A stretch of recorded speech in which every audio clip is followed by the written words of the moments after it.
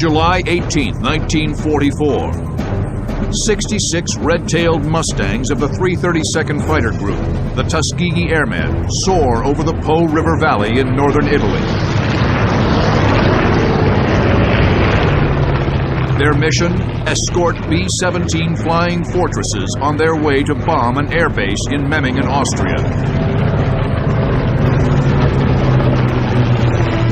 Flying with 302 Squadron is Captain Wendell Pruitt and his wingman, Lieutenant Lee Archer.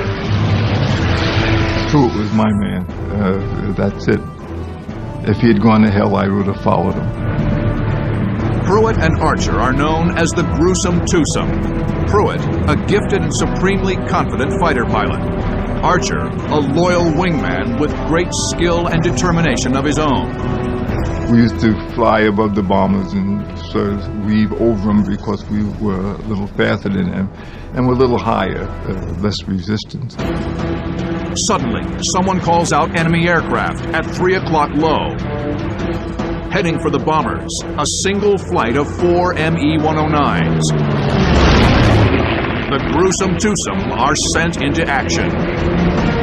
Archer follows Pruitt through a wide, swooping turn.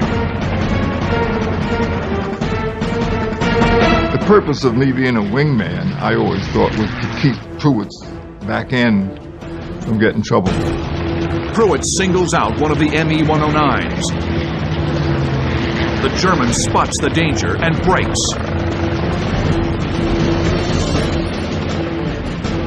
The Mustangs turn in pursuit, straining against the pull of G.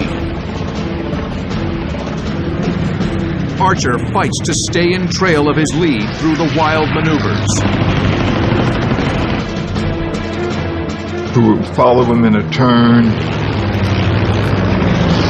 and then when he straightened out, he'd make a little short burst. Tracers streak past the 109. The German brakes. The Gruesome Twosome stick with him, but soon Archer senses that something is wrong. The other aircraft straightened out 3 times, and Pruitt didn't fire. And so I pulled up next to him and said, what's going on? Pruitt signals that his guns are jammed. He motions for Archer to take the lead.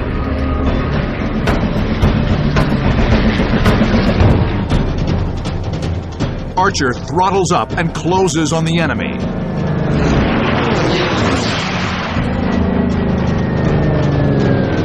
The 109 jinks and dives, but to no avail.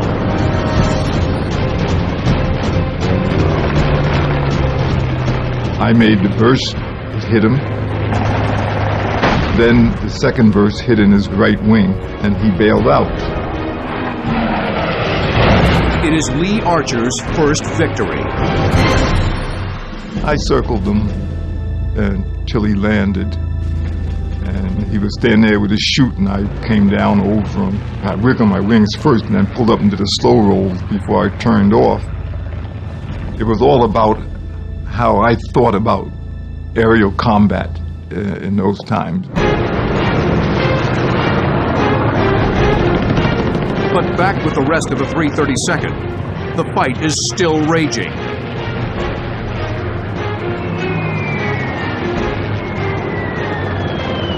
As many as 30 more Me-109s are attacking the bombers from all directions.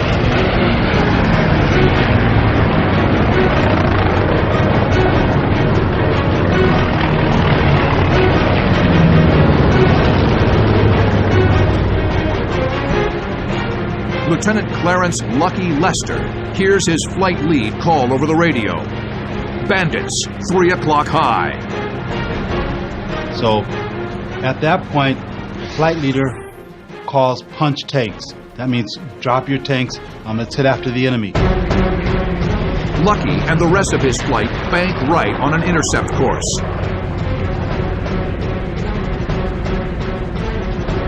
But then, Lucky spots an even better target. A flight of 109s slightly below him.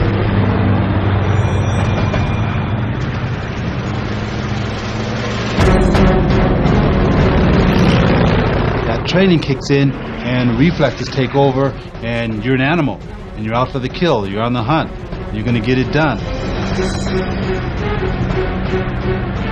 The Germans have not yet spotted him. At 200 feet, he unleashes a torrent of machine gun fire.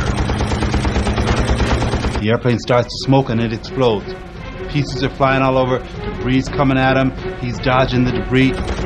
Lucky bobs and weaves through the flaming wreckage. Miraculously, his aircraft is unscathed. Off to his right, probably just with the swivel of the head, left and right, he notices another 109.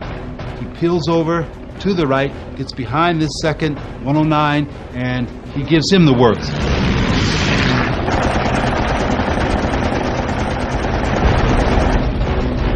The 109 shudders and smokes. Lucky deftly rolls over the top of the doomed German. He watches as the pilot throws back the canopy and leaps away. Lester has downed 2 aircraft, but the fight has carried him far away from the bombers. Skimming the peaks of the Italian Alps, he spots a 109 at 2 o'clock low. Altitude is a key with fighter pilots. They call it being on the perch. Like a bird on a perch, you see something down below, you dive on it. Therefore, with Lester being on the perch, he had the advantage. He could get in on that Messerschmitt before the Messerschmitt knew what was happening. Lucky rolls into a high-speed diving attack. His Merlin engine screams as the Mustang accelerates past 350 miles per hour. His finger closes around the trigger. A volley of tracers arc across the nose of the 109. The German brakes hard, rolling inverted in an attempt to evade the American. But the move is ill-advised. He's far too low. Lucky Lester watches in stunned amazement as the 109 slams into a hillside.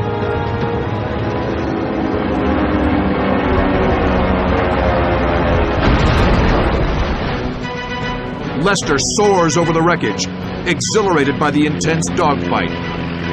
Alone, he's accounted for 3 enemy aircraft.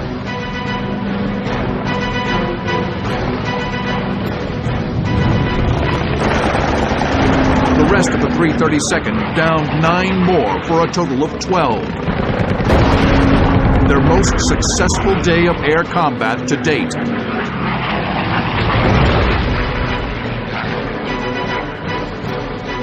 It is a milestone for the Tuskegee Airmen, a fighter group whose battle against the German Luftwaffe is only half the story.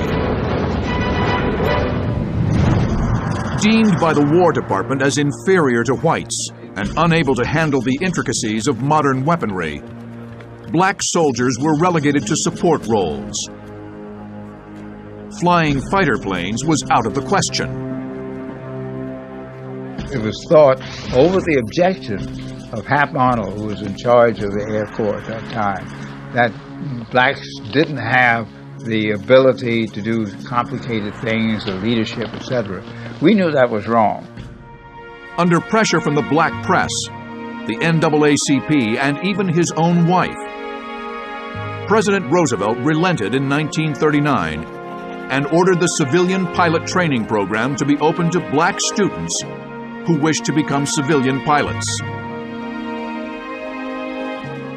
In December of 1940, the War Department followed suit and appropriated $1 million to build a suitable base to train black airmen at the Tuskegee Institute in Alabama. They called the effort to train these men an experiment. The men bonded immediately, imbued with a sense of common purpose and racial pride. Although the Army didn't believe in our capability, they didn't change the training standards, and that was a plus for us, that we were able to meet the standards and perform successfully. And World War II gave us a chance to go into combat units and do a first-class job so that the larger population would realize how silly and stupid segregation was. In April of 1943, the first full squadron of African-American fighter pilots, the 99th Fighter Squadron, received orders for deployment to the Mediterranean Theater of Operations. By June of 1944, the 99th had joined 3 other all-black fighter squadrons. Together, they comprised the 332nd Fighter Group, known to history as the Tuskegee Airmen. August 24th, 1944. American B-24 and B-17 bombers of the 5th Bomb Wing approached their target, Pardubice Airfield in Czechoslovakia.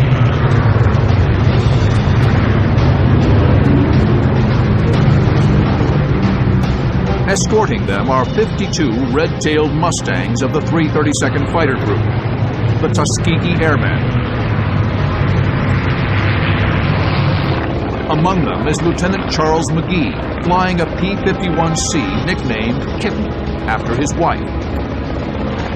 McGee leads a flight of 4. We were out to the side and slightly above the bombers. Our squadron was on that date operating, as I say, out to the side, weaving back and forth sufficient to be able to look around at all angles, not just flying a straight line. McGee will soon square off against a battle-hardened foe. Over a German airfield set ablaze by American bombs, McGee will find himself in the fight of his life, a fierce encounter against a tenacious enemy that will test his combat prowess as never before. August 24th, 1944. Lieutenant Charles McGee of the 332nd Fighter Group, the Tuskegee Airmen, flies escort for American heavy bombers. Their target is a German airfield in Pardubice, Czechoslovakia. McGee and the rest of the 332nd have battled hatred and ignorance for the privilege of flying combat. Each mission is a chance to prove their worth to a bigoted military hierarchy.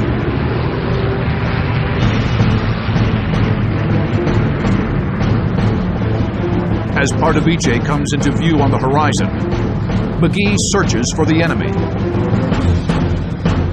Attacking a aerodrome like that was a great way to scare up some enemy opposition, and that's what happened. McGee's squadron commander calls out 2 FW-190s at 4 o'clock high. My flight was dispatched to go after them. They were actually attempting to dive into the bomber stream. McGee and his flight turn to engage the 190s.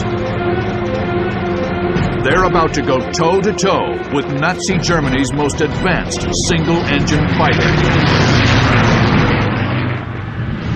The Focke-Wulf 190 is a tough and agile opponent, heavily armed with 2 13mm machine guns and 4 20mm cannons. McGee flies an early model P-51 Mustang, the P-51C. Even though it lacks the refinements of later Mustang models, it is still a formidable fighter aircraft. With a top speed of 440 miles per hour and armament consisting of 4 50-caliber machine guns mounted in the wings.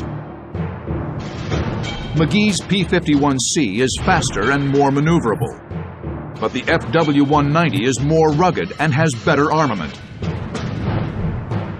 The 190s are here. McGee and his men are here. McGee's best option is a slicing right turn that will position him directly on his opponent's tail. I took off after the plane to try to get a position to fire on him, and the plane continued in a dive. The Mustangs close with the enemy. But as soon as the 190s spot the danger, they split up. McGee takes his wingman, Roger Romine, with him after one of the fleeing Germans.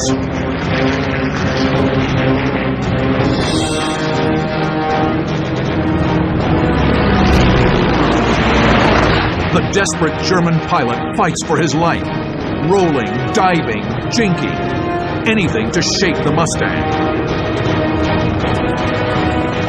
The enemy aircraft went for the deck as fast as it could and started engaging in a series of evasive maneuvers, trying to get Charles into a scissors battle, going back and forth and trying to shake him that way.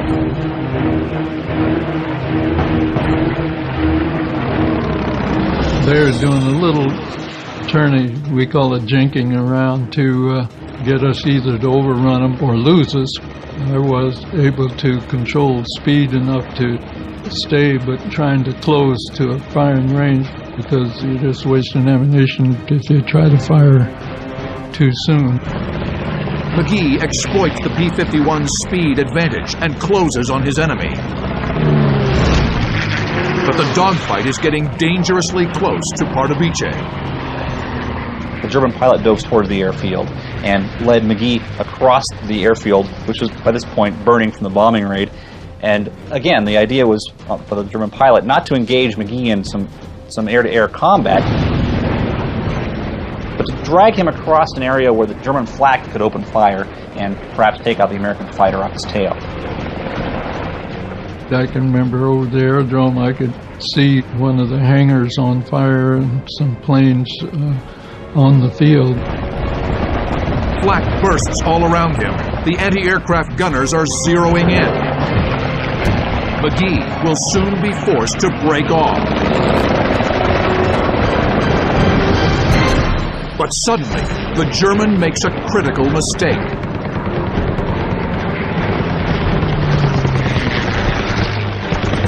He made the fatal turn going around to the right, which appeared to me he might have been trying to escape through some of the smoke and so on that was coming from the field, but it was the wrong turn because I happened to be right in the right position at that time to effectively fire on him.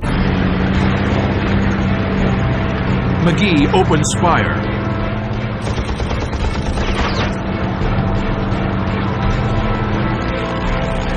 His 450 cals make quick work of the German. The 190 shudders sickeningly, then rolls.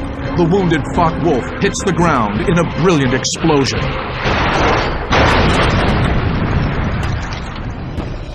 That was my first victory, and of course, right then your adrenaline is pumping pretty well, and like I say, you know there's fire from the ground, and so the idea was to not fly straight past, but keep moving, but flying away at low altitude to get away from the guns that were around the airport.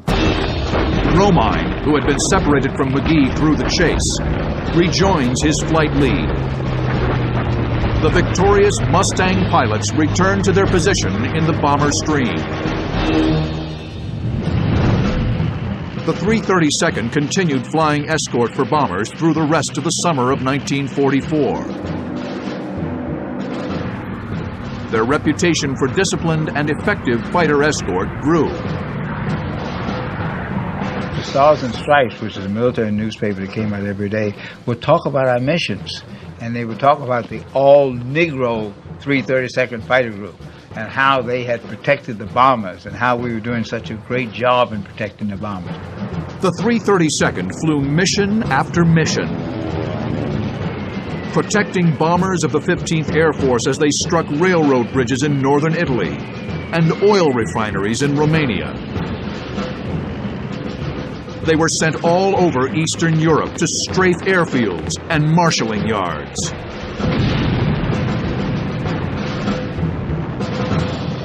But German air activity had decreased and sightings were rare. The Tuskegee Airmen went the entire month of September without scoring a victory. But in October '44, the Luftwaffe returned in force.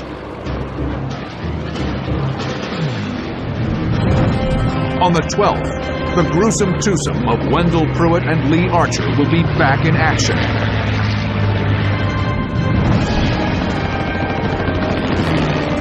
In the midst of a sprawling dogfight, Archer will make history. He will become the first and only Tuskegee Airman to make ace.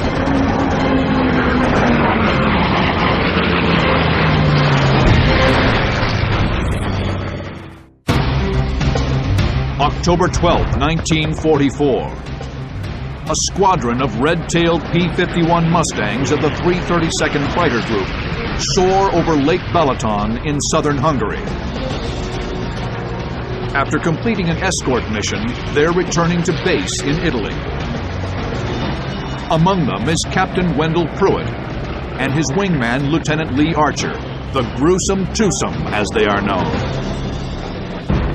As they reach the southern tip of the lake, tiny specks appear on the horizon, a swarm of German Me-109s. There were more German airplanes in the air than I've ever seen before. Kind of made a little side decision, well, this might be it. Pruitt, Archer, and the rest of the Red Tails don't flinch. We didn't run or anything like that. We said, okay, they're up here. There's as many of them as it is of us. So we'll take them on.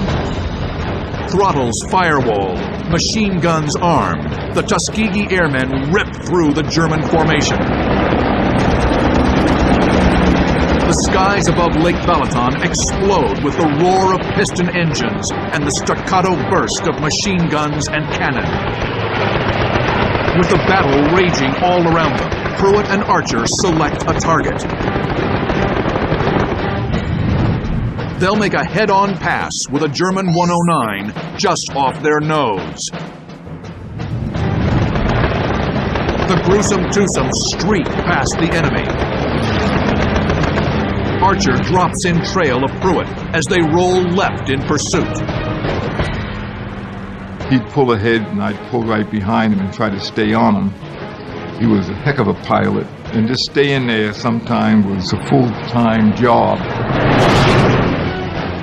Pruitt's tight turn takes the German by surprise.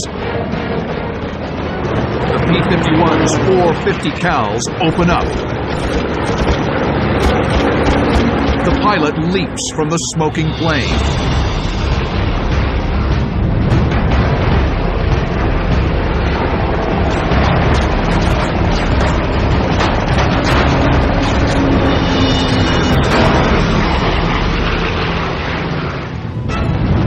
But just as they pull away from their first victory, another 109 roars in from 3 o'clock high.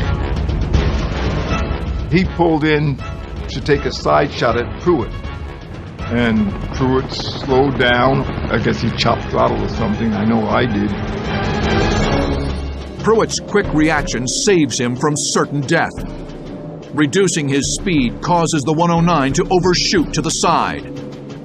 With careful maneuvering, he can flush the 109 out in front of him. Archer lets his lead do the work. Pruitt manages to force the 109 out.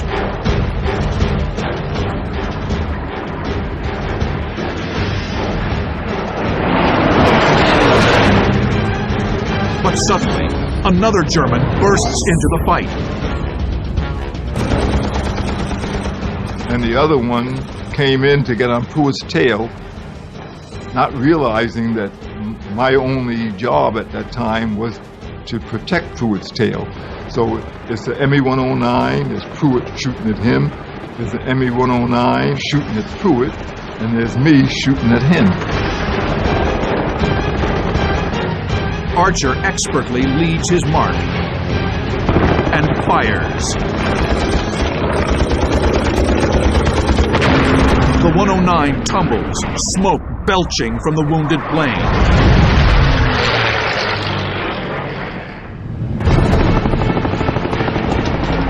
Seconds later, Pruitt fires a long burst into his 109.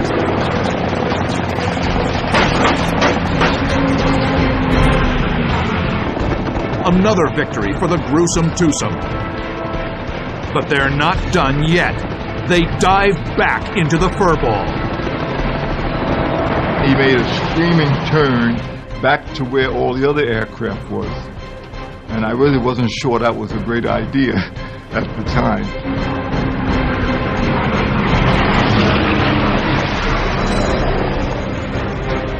Pruitt instantly spots a target amidst the chaos. Another 109 is positioned just off his nose. We got into the other airplanes. Another one picked him up, and he made a head-on pass on him with me peppering behind him. Pruitt and Archer roar past the German, guns blazing.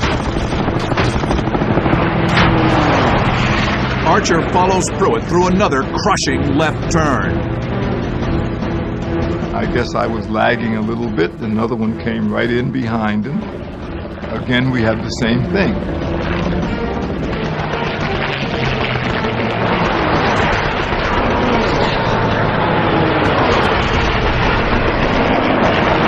They're very experienced flying together, so the odds are pretty good that Pruitt had figured out a way to present those German fighters to his wingman as targets. They were suckers. They didn't see the second airplane 1,000 yards behind, armed to the teeth. Again, Archer's 50 cal sparked to life. When I first started firing, he realized that someone was behind him, and then he broke kind of right and left, but he didn't break and make a big turn. But the Germans' evasive tactic is futile.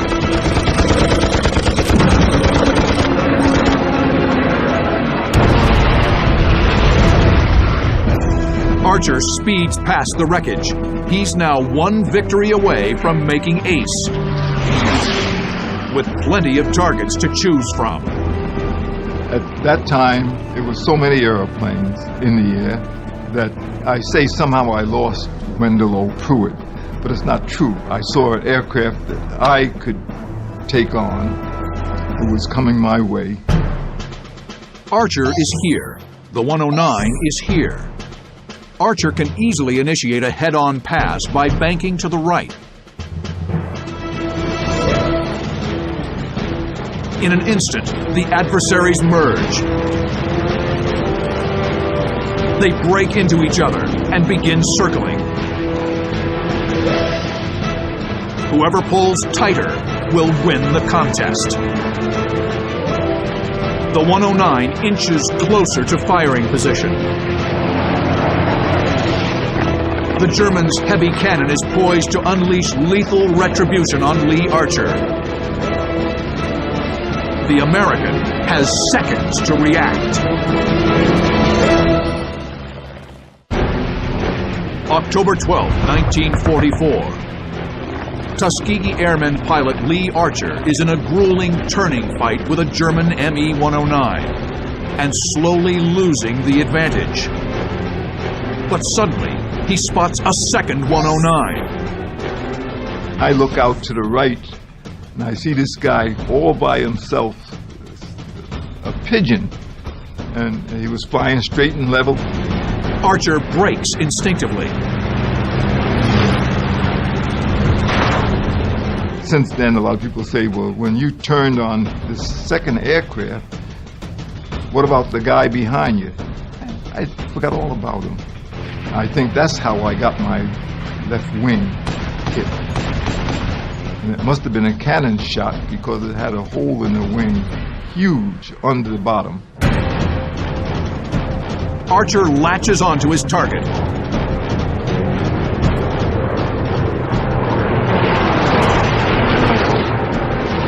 The German counters by pitching over into a steep dive. He's headed for the safety of an airbase. But the maneuver fails. The determined Mustang pilot will not be denied his fifth victory.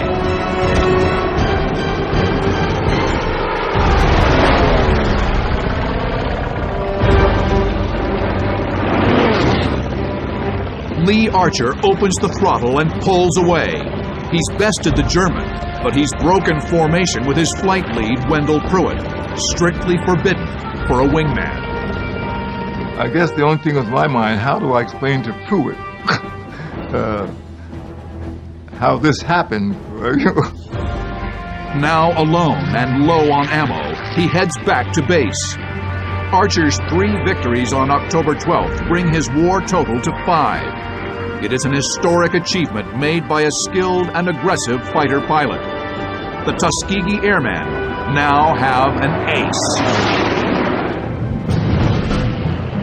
The 332nd Fighter Group continued in their escort role through the fall of 1944 and winter of 1945. By the beginning of March, the 332nd had accrued a total of 74 air-to-air victories.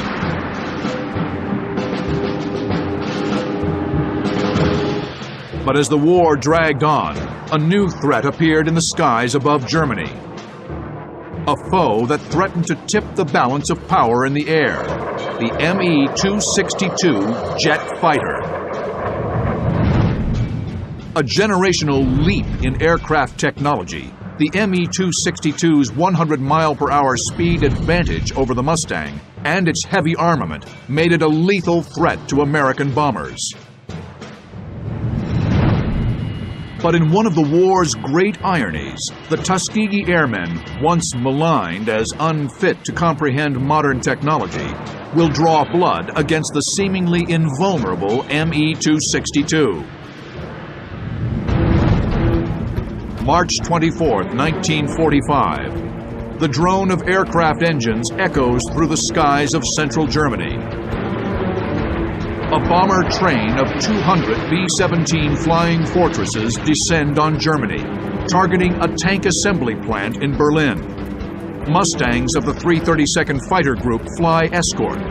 Just outside Berlin, the Red Tails are scheduled to be relieved by another unit, the 31st Fighter Group. Turned out that they got caught in the weather. We were told, keep on to target. We had enough fuel, barely, to get back. The 332nd stays with the bombers. But as they near the target, the Americans spot the distinct contrails of twin-engined Me-262s. All of a sudden, we begin to hear bogeys, bogeys. And that's where we began to see streaks up in the air. We were flying about 24, about 26. These streaks going out and said, oh, jets. So in my case, I said, be alert, be alert, be alert. I'm taking over. The 262s won't risk a frontal assault. They'll break up in small groups and attack along the length of the bomber train. A flight of 4 streaks in, lobbing cannon shells at long range before any of the Mustangs can engage. As the Germans break away, one 262 gets careless. He flies right in front of P-51 pilot Lieutenant Earl Lane. Lane reacts instinctively, breaking away to pursue the enemy jet. In this situation, Lane fired a tremendous long-range deflection shot. He's got range and he's got deflection, 2 factors that really conspire to throw off a lot of pilots' aims. At a range of 2,000 feet, he opens fire. Rounds slam into the enemy jet, wounding the pilot.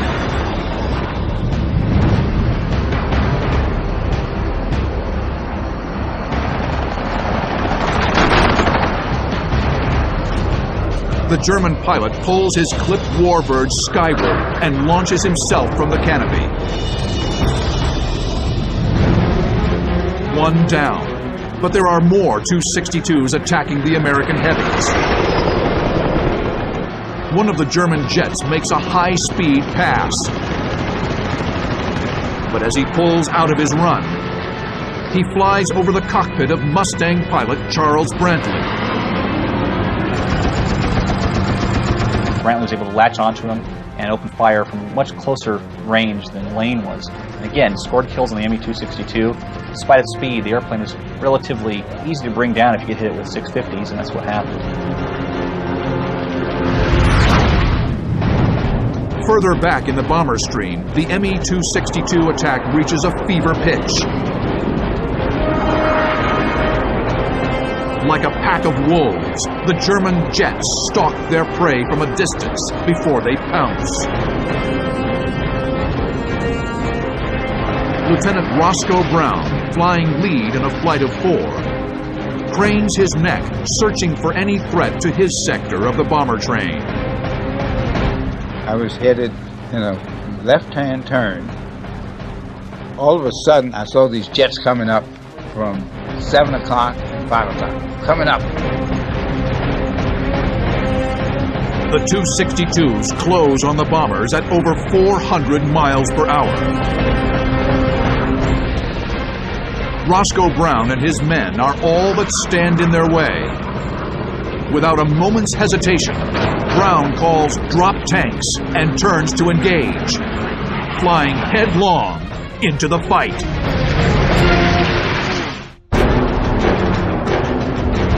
March 24th, 1945.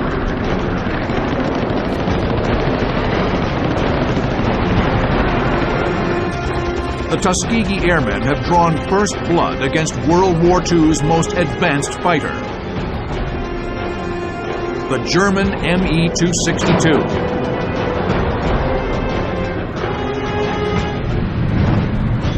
Now, Roscoe Brown has sighted another flight of Tu-62s, threatening the bomber stream he's charged to protect. When you have to decide what you're going to do and where you're going to do it, you go on as a fighter pilot.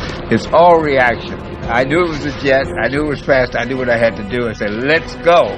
You don't internalize. There's no analysis there. Brown and his flight are here. The Germans are here. I developed a little thing where I would pull up, give it full power, pull it way up, stick back, right rudder, and then flip it. Boom! Go down, and I'm almost at stalling point. So when I flip it and push it down, the speed increases, and then I would pull it back up. The move is a modified split S that gives Brown an extra boost of speed while putting him on an intercept course with the Tu-62s.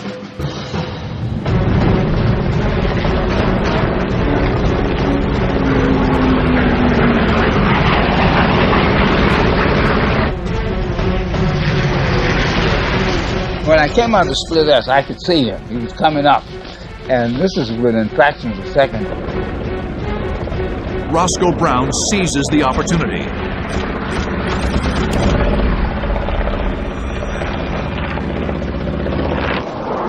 The German jet flames, shedding debris before the pilot bails out. It's a confirmed victory. The third Me-262 down that day. But it wasn't over then. Because I'd made these radical moves and had gotten this guy, I had, in a sense, lost my wingman. My wingman was chasing somebody else. When I'm up over Berlin, 25,000 feet, and I'm looking around for somebody to join. And I see this P-51 silhouette about 12 o'clock. I said, look, I didn't have radio contact. I didn't know who he was. I said, look, let me join him. Roscoe Brown moves in closer to what he believes to be a friendly P-51. So as I started making a circle, I saw that the P-51 had a German cross on it. We knew that the Germans had captured some P-51s and were infiltrating some of the formations to try to get closer. And so I said, well, let me go get him. Brown goes on the attack, but the German takes evasive action.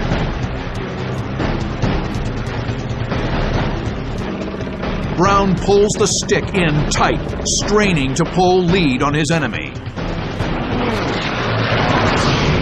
So I started pulling tight, tight, tight. I'm gaining on him. And then I looked at my fuel gauge. My fuel gauge was a little bit below half. I said, well, I got two things to do. One, I can get this guy and get this victory and parachute and hope they don't kill me. Or the other, I can say bye-bye and go home. So I said, look, I'll let him go, firewalled it, hit it back south, and I flew about 700 miles by myself over enemy territory. Roscoe Brown returns to base victorious. The day's tally is 3 confirmed Me-262 victories, 3 probables, and 2 damaged.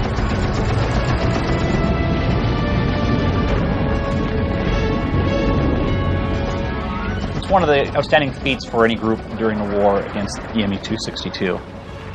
The Mustang is a great aircraft, but it shouldn't have been shooting down Me-262s at this rate. In addition to this stunning achievement, the Tuskegee Airmen later find out the Berlin mission was the longest escort of the war. We did show them. Actually, we were very damn good in our escort. And later we got the Presidential Unit Citation. The guys were really, really so happy. By war's end, the 332nd had downed 108 enemy aircraft, received 744 air medals, 150 distinguished flying crosses, 14 bronze stars, and 1 silver star. But despite the accolades for their efforts overseas, the Tuskegee Airmen returned to a segregated America, indifferent to their achievements. I'm coming down the gangplank from a boat that brought me back to the States, and at the bottom of the gangplank is a sign that said colored troops to the right, white troops to the left, separated again. And at that time I said, well, you know, this is a pity. But the war efforts of the Tuskegee Airmen would not be forgotten. Our experience dispelled the myths and biases that had been a part of Army policy on our capability and how we would be used, so it brought about a change. In 1948, by order of President Harry Truman, the armed forces of the United States were integrated. The war record of the Tuskegee Airmen in the skies of Europe had shaken the foundations of entrenched American racism. This small but resolute group of African American men, refined by hardship, danger, and adversity, had proven the fundamental injustice of a segregated military. You've got to know inside that racism is wrong. You've got to know inside that you have the capacity like anybody else, and when given the opportunity, you will overcome. We'd accomplished something important once given the opportunity, and the importance that this shows that it's not happenstance of birth or color of skin that's important. It's really what Martin Luther King really gave our country, content of character.